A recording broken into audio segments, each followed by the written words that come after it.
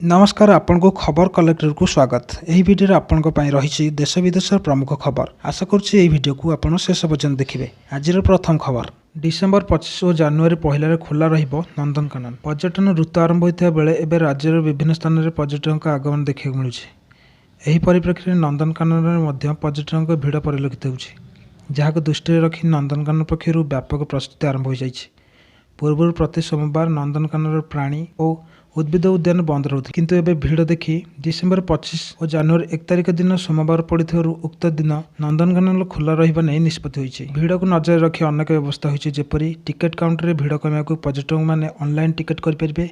यह अस्थायी ticket counter खोल जेपरी पर्यटक मैंने कौन चोरी और हिंसार शिकार न होती से नहीं सुरक्षा व्यवस्था को कड़ाकड़ी कर एणिकी रोगी लुचाई रखिपारे कोविड तथ्य सबु सरकारी हस्पिटाल उल्लेख रोगीर संपर्क में संपूर्ण तथ्य। एणिकी कोरोना संक्रमित निजर संक्रमण को लुचाइबा कष्टकर हो पड़ो। राज्यर सबु सरकारी हस्पिटाल फीवर क्लिनिक खोलने को राज्य स्वास्थ्य विभाग निष्पत्ति नहीं जमापड़ी। निष्पत्ति अनुसार जो थंडा ज्वर रोगीर चिकित्सा कर संपूर्ण डाटाबेस रखा कोविडर नुआ भारिएंट JN.1 आगमन को दृष्टि रखी यार प्राक मुकाबला प्रस्तुति राज्य सरकार उपरोक्त निष्पत्ति नहीं। पद्मश्री पुरस्कार फेरवा पुनियाकर व्यक्तिगत निष्पत्ति निरपेक्ष निर्वाचन होईछि कहले क्रीड़ा मंत्रालय। भारतीय कुस्ती संघ बा WFI निर्वाचन पर यहां नहीं निराश होइतिबा कुस्ती योद्धा बजरंग पुनिया आज प्रधानमंत्री नरेंद्र मोदी को एक चिठी लिखि पद्मश्री पुरस्कार फेरस्त करने को कहते, जहां नहीं क्रीड़ा मंत्रालय कही यह पुनिया व्यक्तिगत निष्पत्ति। सूचना अनुसार क्रीड़ा मंत्रालय कही WFI निर्वाचन निरपेक्ष एवं गणतांत्रिक ढंग से कराइथिला।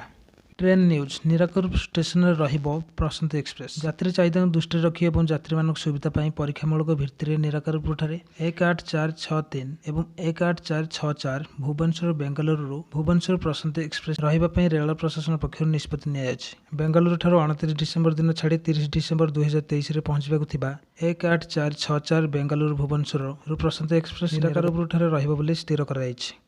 भुवनेश्वर 31 डिसेम्बर 2023 ठारू छाड़बाकु थिबा 18463 भुवनेश्वर बेंगलुरु प्रशांत एक्सप्रेस नीराकुरपुर ठारे रहिबो। प्रशांत एक्सप्रेस अन्य स्थिरीकृत रहिबा स्टेशन और समय सारणी अपरिवर्तित रहिबो।